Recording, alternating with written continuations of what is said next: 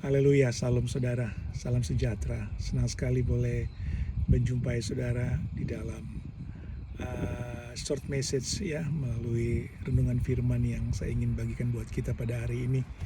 Tuhan mengasihi jiwa saudara daripada harta kekayaan. Perhatikan itu baik-baik ya.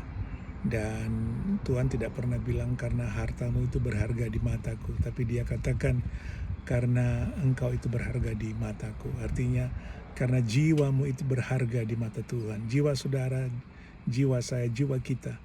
Ya, Tuhan mengasihi kita. Ya, karena begitu besar kasih Allah akan isi dunia ini sehingga Dia mengorbankan anaknya yang tunggal, sehingga barang siapa yang percaya kepadanya memperoleh hidup yang kekal. Ya, saudara, kebinasaan itu sebetulnya wujud daripada kita tidak memperoleh kehidupan ya yang Tuhan sudah berikan buat kita. Saya tidak berbicara kehidupan yang temporary dalam dunia ini, saudara. Saya sedang mengingatkan kita berbicara kehidupan yang kekal. Perhatikan baik-baik, karena ada yang kekal berarti ada yang sementara. Karena ada yang sementara, maka ada yang kekal. Ya, dan kita melihat ada satu pelajaran yang begitu indah, cerita tentang seorang yang dirasuki begitu banyak roh-roh jahat dan dia dilepaskan oleh Yesus ya, belenggu setan roh jahat itu yang begitu banyak yang menguasai hidupnya ya. Kita lihat dalam Markus pasal 5 yang pertama, saya bacakan saudara, perhatikan baik-baik. Lalu sampailah mereka di seberang danau di daerah orang Geraza. Baru saja Yesus turun dari perahu, datanglah seorang yang kerasukan roh jahat dari pekuburan menemui dia. Perhatikan, kata kerasukan adalah sesuatu yang menguasai, sesuatu yang mendominate, ya, sesuatu yang lebih berkuasa dari kekuatan kita sebagai manusia, lebih berkuasa daripada pengetahuan kita. Nah, hidup kita juga seperti itu. Bila hidup kita dikuasai oleh Roh Allah, dikuasai oleh Tuhan, berarti Tuhanlah yang menguasai hidup kita. Tuhanlah yang mencurahkan ya segala keinginannya, segala kerinduannya, segala rancangan-rancangannya ya. He's a blueprint ya, plan-nya Tuhan semuanya. Nah, tetapi di sini kita lihat bahwa orang ini dikuasai ya. Ada satu kuasa yang mendominasi ya. Tadi saya sudah katakan lebih menguasai hidupnya ya, dan istilahnya dikatakan kerasukan ya, roh-roh jahat ya. Nah, orang itu diam di sana dan tidak ada seorang pun lagi yang sanggup mengikatnya sekalipun dengan rantai, karena sudah sering ia dibelenggu dan dirantai, tapi rantainya diputuskannya dan belenggunya dimusnahkannya, sehingga tidak ada seorang pun yang cukup kuat untuk menjinakkannya. Saudara, tidak tepat kata kalimat menjinakkan. Kalau saya mempunyai anjing, kemudian saya melatihnya supaya dia jinak, supaya dia itu mengikuti saya sebagai tuannya, atau saya mendominate hidupnya dan dia mengikuti perintah saya. Saya tuh katakan datang maka dia datang. Saya tuh katakan pergi maka dia pergi. Jadi kata menjinakkan itu artinya ya, tadi saya sudah gambarkan bahwa saya lebih mendominate ya. Tadi saya gambarkan bahwa saya memiliki seekor anjing, bahwa saya mendominate hidupnya ya, sehingga dia menjadi jinak. Sama ya, ketika seseorang yang dikuasai oleh roh jahat ya, hidupnya didominasi. Ada satu kekuatan ya, dan itu digambarkan roh jahat ya, yang menguasai hidup orang ini, sehingga orang ini menjadi menuruti ya. Jadi kata jinak tadi adalah karena dia itu menuruti kemauan daripada roh jahat ini ya. Sama tadi saya boleh gambarkan, anjing yang saya pelihara itu mengikuti apa yang saya mau, mengikuti perintah saya, dan kita sebut itu dengan kalimat dia jinak atau telah saya jinakkan. Sama, seseorang yang mengikuti kemauan daripada pengaruh roh jahat atau pengaruh setan, itu digambarkan dia telah jinak, dia mengikuti perintahnya. Jadi sangat menderita keadaan orang ini. Nah, saudara lihat lagi. Ketika ia melihat Yesus dari jauh, berlarilah ia mendapatinya, ya, lalu menyembahnya, dan dengan keras ia berteriak, "Apa urusanmu dengan aku? Yesus, anak Allah yang maha tinggi, demi Allah jangan siksa aku." Karena sebelumnya Yesus mengatakan kepadanya, "Hai engkau roh jahat, keluarlah dari orang ini."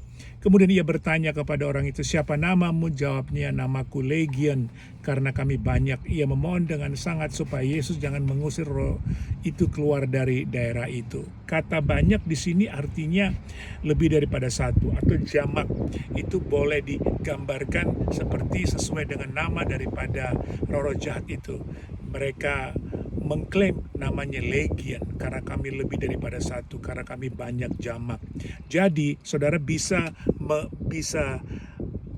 menggambarkan di dalam pikiranmu saat ini bahwa begitu banyak roh jahat yang menguasai orang ini sehingga orang ini mengikuti ya kemauan daripada prinsipal roh jahat A. Dia mengikuti prinsipal kemauan daripada roh jahat B, C, D, dan dikatakan banyak. Dan dari nanti kita tahu ceritanya ketika roh jahat itu keluar, ya, dan mereka memasuki karena di daerah itu ada kumpulan babi-babi yang sedang diternakkan, dan jumlah babi itu hampir 2.000. Berarti saya boleh gambarkan bahwa orang ini telah dikuasai mengikuti perintah daripada prinsipal 2.000 roh jahat yang menguasai hidupnya. Jadi saudara bisa membayangkan sangat menderita. Kemudian kita melihat bahwa mereka meminta kepada Yesus, ya, jangan menghukum kami pada waktunya. Dan yang menjadi satu perenungan yang pertama saya membagikan kepada kita, perhatikan baik-baik saudara, ya, apa alasannya kenapa Yesus, ya, mengizinkan roh jahat itu memasuki tubuh babi-babi itu, ya. Dan kita langsung bisa menjawab, jelas, karena mereka sudah tahu tidak mungkin mereka meminta kepada Yesus, ya, izinkanlah kami keluar dari tubuh orang ini, kemudian kami akan memasuki tubuh orang yang lain. Saudara perhatikan, Yesus datang untuk membebaskan setiap jiwa manusia, dan dia berkuasa atas itu, ya. Dan mereka tahu roh jahat ini, dan kita gambarkan saja Legion ini, ya, sesuai namanya banyak, ya. Mereka tahu kalau atau bila mereka meminta memasuki tubuh orang lain atau hidup orang lain, sudah pasti mereka tidak akan dikabulkan oleh Yesus. Itulah sebabnya mereka mencari tempat, ya. Perhatikan saudaraku, ya, kita baru mengerti sekarang kenapa hidup ini sangat-sangat penting kita harus jaga, ya, pikiran kita, hati kita, ya, apa saja dalam hidup ini, bahwa hidup kita ini digambarkan seperti tempat, seperti rumah, ya. Yesus pernah juga memberitahu bahwa ketika roh jahat yang menguasai diri seseorang itu keluar, tetapi karena hidup orang itu tidak dipenuhi oleh roh Tuhan, maka roh jahat yang tadinya, ya, tahu bahwa hidup orang itu telah dibersihkan tetapi tidak ada yang menghuninya, roh jahat itu akan kembali, dan tidak hanya kembali, dia akan mengajak 7 roh jahat lain sehingga keadaan orang itu lebih parah daripada sebelumnya. Jadi saudaraku, digambarkan rumah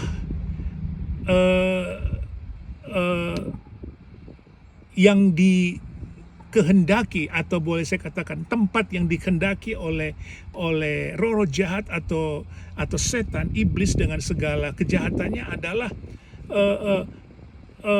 hidup kita itu digambarkan seperti rumah, seperti tempat. Nah, mereka tidak punya lagi sebetulnya tempat dalam hidup manusia. Perhatikan saudaraku, ini merupakan sebuah bukti bahwa sebetulnya kalau kita mengerti, ya, kenapa seseorang pada kehidupan kita saat ini, kita masih bisa melihat. Dan bila kita tidak berhati-hati, ya, kehidupan kita pun bisa dikuasai. Ya, karena sudah jelas mereka tahu bahwa mereka sebetulnya sudah tidak punya tempat untuk memasuki, untuk menguasai, dan bahkan mempengaruhi kehidupan seseorang. Karena jelas Yesus telah membebaskan kita. Ada kuasa penebusan, ada kuasa keselamatan Tuhan sudah berikan buat kita. Itulah sebabnya mereka langsung minta kepada Yesus bahwa izinkanlah kami memasuki tubuh babi-babi itu yang ada di lereng itu yang saat itu sedang diberi makan oleh pemilik, dan luar biasa jumlah babi itu hampir 2000 ekor, saudaraku. Ya, jadi saya mau bilang kepada saudara, ya, bila perhatikan, bila saat ini, ya, pikiranmu, hatimu, ya, fokusmu tidak kepada Tuhan, tidak kepada Yesus, tapi ingin berbuat satu kejahatan, ingin melakukan segala sesuatu yang melanggar firman Tuhan, sebetulnya engkau tidak perlu lakukan itu, karena sebetulnya iblis atau setan, roh jahat sudah tidak punya tempat untuk manusia. Perhatikan itu, tidak punya tempat. Dia tahu dia sudah tidak punya tempat, dia sudah tidak punya otoritas. Itulah sebabnya dia langsung meminta kepada Yesus, kabulkanlah kami untuk pergi ke tubuh babi-babi itu yang ada di lereng bukit gunung itu. Saudara perhatikan itu, dan Yesus langsung mengabulkannya. Ya, selama engkau tidak minta kepada aku, ya, untuk memasuki tubuh manusia, silakan go ahead. Jadi saudaraku perhatikan betapa berharganya jiwamu di mata Tuhan. Dan Yesus katakan, sebab engkau itu berharga di mataku. Jadi iblis tahu, saudaraku, ya, bahwa waktu dia itu sudah singkat, waktu yang dia miliki sudah sangat singkat. Ya, Yesus sudah begitu dekat akan datang untuk menghakimi dunia ini. Ya, dan iblis tahu dia sudah tidak punya tempat sebetulnya dalam kehidupan diri manusia, dan memang sudah tidak ada tempat dia. Itulah sebab dia langsung minta kepada Yesus untuk supaya aku pergi ke tubuh babi itu. Dan kita tahu Yesus sudah datang untuk menyelamatkan jiwa manusia, jiwa kita. Itulah sebabnya sekali lagi saya katakan, dia tidak meminta kepada Yesus untuk pindah ke tempat atau hidup manusia yang lain, atau kepada pemilik babi-babi itu, kepada pemiliknya. Tidak, karena mereka adalah manusia juga. Tapi kepada apa? Kepada apa yang dimiliki oleh pemilik, yaitu babi-babi yang banyak itu. Jadi, saudaraku ingat baik-baik, hanya ada dua poin penting. Kenapa roh-roh jahat masih dapat memasuki kehidupan seseorang. Perhatikan saudaraku. Atau boleh saya katakan, masih bisa dijinakkan tadi istilahnya firman Tuhan katakan. Ya, karena tidak ada satupun orang yang bisa menjinakkan orang yang dirasuki itu. Digambarkan dia seperti seekor binatang yang dijinakkan. Saudaraku sangat menderita. Ya, jadi penting kita harus tahu kenapa seseorang masih bisa dirasuki oleh roh jahat. Ada dua poin penting yang saya catat. Pertama, karena dia belum menerima Yesus sebagai Tuhan dan Juru Selamatnya. Amin, saudaraku, karena Yesus berkuasa penuh atas kehidupan kita, atas maut sekalipun. Amin, saudaraku. Jadi penting sekali, saudara harus menerima Yesus sebagai Tuhan dan Juru Selamatmu. Kalau tidak, iblis, roh jahat, dengan segala kepentingannya begitu mudah masuk ke dalam kehidupanmu. Ya, dan yang kedua, ingat baik-baik. Ya, jangan membuka celah atau memberikan kesempatan kepada roh-roh jahat. Meskipun kita sudah menerima Yesus, selama kita tidak memberikan kesempatan atau membuka pintu, ya, pernah Tuhan berkata, ingat itu kepada Kain ketika dia mau membunuh Habel. Hai Kain, lihat, ya, sebab dosa telah mengintip, ya, dosa telah mengintip di muka pintu. Jadi saudaraku, ya, jangan buka pintu itu karena dosa bisa akan masuk. Ya, nah jadi saudaraku, ini adalah gambaran yang sangat penting buat kita bahwa segala sesuatu yang kita miliki dalam dunia ini, perhatikan baik-baik, itu hanya sementara. Silakan, ya, iblis dia masih bisa menguasai babi-babi itu. Apa itu babi-babi itu? Itu berbicara tentang harta, berbicara tentang kekayaan, berbicara tentang uang. Saudaraku, ya, ingat baik-baik bahwa dia sudah tidak punya tempat lagi untuk untuk memasuki hidupmu karena engkau telah menerima Kristus. Jadi jangan takut, saudaraku. Tuhan dengan kuasanya ya membungkus engkau. Jadi jelas bahwa hidup kita itu adalah hidup yang sangat berharga di mata Tuhan. Dunia ini, saudaraku, hanyalah sementara, tapi jiwa kita memiliki kekekalan. Itulah sebabnya iblis, saudaraku, dia tidak antusias. Dia tidak antusias untuk memasuki babi-babi itu. Tapi karena dia sudah tidak ada pilihan. Dia tahu hidup manusia itu milik Tuhan. Bagi mereka yang percaya kepada Yesus, amin. Bagi mereka yang tidak membuka pintu kepada Dia, amin, saudaraku. Ya, dan dia itu berusaha ingin masuk. Ya, Alkitab sendiri menulis bahwa dia seperti singa yang mengaum-ngaum mengelilingi kita untuk siap menelan, untuk melihat adakah celah. Tapi selama tidak ada celah, selama tidak ada pintu yang terbuka. Jadi saudaraku, hati-hati dengan pikiranmu, jaga hati-hati pikiranmu, jangan terbuka seperti Hawa. Kita tahu kejatuhan dia ketika matanya memandang ya pohon dengan buah yang dilarang itu. Saudaraku, hati-hati dengan mata kita, hati-hati dengan telinga kita, hati-hati dengan mulut kita, hati-hati dengan hati kita, dengan pikiran kita. Ya, firman Tuhan katakan, jagalah hatimu dengan segala kewaspadaannya, sebab dari sanalah memancar kehidupan. Amin, saudaraku. Jadi jelas sekali, Yesus sudah pasti tidak pernah mengizinkan roh-roh jahat itu memasuki tubuh manusia lain ketika mereka keluar dari tubuh orang yang dirasuki itu. Tapi ketika mereka meminta supaya mereka memasuki babi-babi itu, dan Yesus langsung mengabulkannya. Saudaraku, dengar baik-baik, perhatikan baik-baik. Roh jahat itu, dia itu terbang di mana-mana. Dia itu berusaha untuk melihat siapa yang bisa dihinggapinya, siapa yang bisa dimasukinya. Tapi dari mulai rumahmu, hidupmu, pikiranmu, hatimu, matamu, ya mulutmu, telingamu, hatimu khususnya, ya selama engkau jaga baik-baik, ya saudaraku, dia tidak akan bisa masuk. Dan itu pun, saudara dengar baik, ketika mereka memasuki tubuh babi itu, saudara perhatikan, ya, itu juga atas seizin Yesus. Saudara bisa bayangkan Yesus, dia adalah Tuhan yang berkuasa penuh. Dalam Markus pasal 5 yang ke-12, saya baca dari ayat yang ke-11, adalah di sana di lereng bukit sejumlah besar babi sedang mencari makan. Lalu roh-roh itu meminta kepadanya, katanya, perhatikan, suruhlah kami pindah ke dalam babi-babi itu. Biarkanlah kami memasuki. Ini berbicara tentang memohon.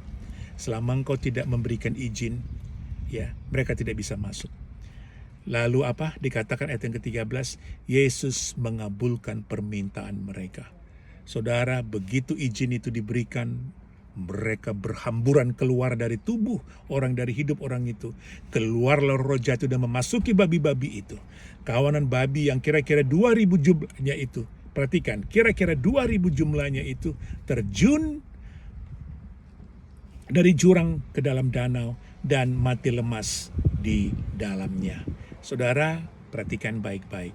Saya mempelajari, ya, ini sebetulnya seringkali terjadi dalam hidup kita. Perhatikan baik-baik.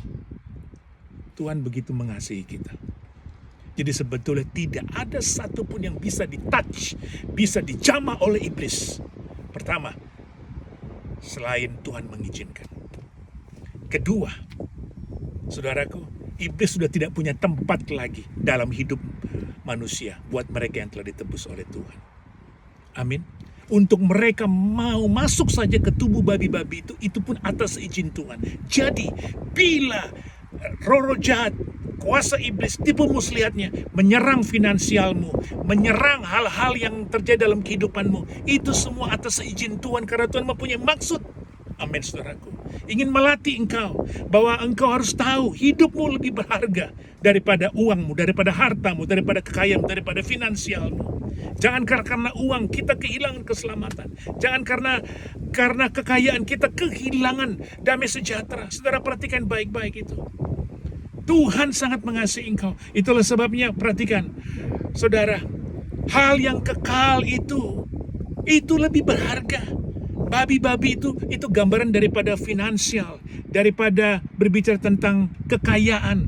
Dan kita tahu bahwa orang-orang pemilik daripada babi itu, mereka begitu marah kepada Yesus. Mereka tidak care. Mereka tidak peduli akan orang yang telah dirasuki oleh roh jahat itu, yang telah dibebaskan oleh kuasa Yesus. Mereka tidak peduli. Mereka tidak bersuka cita, bahkan mereka jadi berduka cita ketika babi-babi mereka, gambar daripada uang, daripada finansial mereka, itu di-touch. Dan mereka kehilangan kekayaan mereka. Tapi mereka tidak melihat satu orang percaya sisi sorga, malaikat di sana bertempik sorak, saudaraku. Amin. Haleluya. Kenapa? Karena apa? Seringkali kita melihat hidup manusia itu tidak berharga di zaman kita, atau boleh saya katakan sejak zaman dulu, Tapi Tuhan berkata bahwa hidup kita itu sangat berharga. Sebelum saya tutup renungan ini, saya lihat dari segi ekonomi, saudara. Mari kita perhatikan. Tantangan kita di hari-hari ini banyak sekali dalam hal ekonomi, finansial, kita diserang. Perhatikan baik-baik, saudaraku. Seharusnya kita bersyukur. Perhatikan, seharusnya kita bersyukur. Karena Tuhan tidak mengizinkan iblis merasuki lagi hidup kita. Tapi Tuhan masih mengizinkan dia mentouch, dia menjamah mungkin harta kita, finansial kita. It's okay, saudaraku. Karena Tuhan punya maksud. Tuhan ingin kita belajar. Tuhan ingin supaya kita mengerti bahwa hidup kita lebih berharga daripada uang kita. Amin, saudaraku. Perhatikan baik-baik. Mari kita bersyukur akan hal itu. Kalau kita lihat daripada dampak ekonominya, ini betul-betul, ini bukan hanya kehilangan mata pencarian mereka saat itu, para pemilik babi, tapi mereka kehilangan uang yang finansial yang begitu besar. Pada saat itu, saudara, menurut para pengamat Alkitab, kira-kira harga babi, satu ekor babi pada zaman itu kira-kira 30, boleh dikatakan 20 dinar ke 80 dinar, atau boleh saya katakan 30 dinar ke 100 dinar. Nah, saudara harus tahu, pada zaman itu gaji seseorang itu dibayar 1 dinar satu hari. Saudara bisa ngerti sekarang. Jadi kalau pada zaman itu, kalau kita tarik saja harga satu ekor babi, katakan saja 30 dinar. Berarti itu adalah sudah sama dengan gaji seseorang 30 hari. Jadi kalau harga satu ekor babi 30 dinar, dan Alkitab menulis pada saat itu ada kira-kira 2000 ekor babi. Saudara perhatikan, 30 dinar, 30 dinar, satu ekor babi dikali 2000, Jadi kalau satu ekor babi harga 30 dinar, dikali 2000 ekor babi itu sudah kurang lebih 60 dinar, saudaraku. 60 dinar. Nah, pada zaman itu kita diingatkan Tuhan, 1 dinar itu adalah gaji seseorang satu hari. Jadi kalau 60 dinar, saudara bisa tahu itu equal dengan 60 ribu hari. 60 dinar, 60 ribu dinar maksud saya, 60 ribu dinar. Karena tadi 30 dinar itu satu ekor babi. Satu ekor babi harganya kurang lebih 30 dinar. Nah, kalau 30 dinar itu jumlahnya 2000 ekor babi, berarti sudah 60 ribu dinar. Nah, padahal kita tahu gaji seseorang pada zaman itu satu hari itu adalah 1 dinar. Ya, berarti 1 dinar ya, itu gaji seseorang, berarti kalau 60.000 dinar itu sama dengan 60.000 hari. Nah, sekarang mari kita tarik kepada zaman kita saat ini. Ya. Rata-rata kalau kita di Amerika itu gaji seseorang satu hari ya dilihat ada yang dibayar per jam ya. Jadi kalau 1 jam ya katakan saja rata-rata normalnya di Amerika ini 1 jam itu $20 ya. Dan bekerja satu hari itu rata-rata normalnya 8 jam. Jadi 20 kali 8 jam ya. Itu sama dengan $160 ya. $160 satu hari ya. Nah, berarti saudara, kalau kita mundur lagi ke belakang tadi ya, kita sudah dapat ya jumlah dinar yang hilang pada saat itu adalah 60.000 dinar. Karena itu adalah sama dengan 60.000 hari. Berarti ya, gaji seseorang pada zaman kita saat ini kalau satu hari $160 dikali dengan 60.000 hari, berarti itu kalau di US dollar pada kita saat ini sekitar 9.600.000 US dollar, $9.600.000 US dollar. Jadi 2.000 ekor babi pada saat itu yang mati jatuh ke jurang itu dikatakan semua mati lemas masuk ke dalam air itu, saudara. Jumlahnya total ya kerugian finansial saat itu adalah kurang lebih kalau di zaman kita saat ini 9.600.000 US dollar, $9.600.000 US dollar. Saudara bisa bayangkan, di-compare atau disamakan dengan 1 jiwa. Saudara bisa bayangkan betapa berharganya jiwa saudara di mata Yesus. Yesus mau ingatkan kita hari ini. Mungkin engkau memikirkan tentang uangmu yang hilang mengikut Tuhan. Hartamu mungkin yang pas-pasan saat ini mengikut Kristus. Dengar baik. Semua itu hanya sementara. Pikirkanlah yang kekal. Itulah sebabnya saya mau bagikan kepada kita hari ini. Jangan lupa, hidupmu berharga di mata Tuhan. Tuhan mengasihi jiwa saudara lebih daripada segala kekayaanmu. Kiranya Tuhan memberkati engkau. Kiranya engkau merenungkan betapa berharganya, bernilainya hidupmu di mata Tuhan. Jangan sia-siakan. Selagi masih ada kesempatan hari ini, bila engkau belum yakin engkau menerima Kristus sebagai Tuhan dan Juru Selamatmu, terimalah Dia, undang Yesus menjadi Tuhan dan Juru Selamatmu. Maka iblis, roh jahat, tidak ada tempat lagi untuk masuk ke hidupmu. Karena hidupmu dibungkus oleh kuasa darah Yesus. Yang kedua, jika engkau sudah diselamatkan oleh Tuhan, jangan bermain-main dengan keselamatan. Jangan pernah buka pikiranmu, matamu, telingamu, hatimu. Yang artinya jangan pernah memberikan kesempatan kepada iblis. Karena begitu dia melihat ada kesempatan, ada pintu celah yang terbuka saja, dia akan masuk. Rasul Paulus pernah mengingatkan kita, jangan beri kesempatan kepada iblis. Neither give a place to a devil. Terpujilah Tuhan, dan Tuhan Yesus memberkati saudara. Haleluya. Sampai jumpa kembali. Bye-bye now.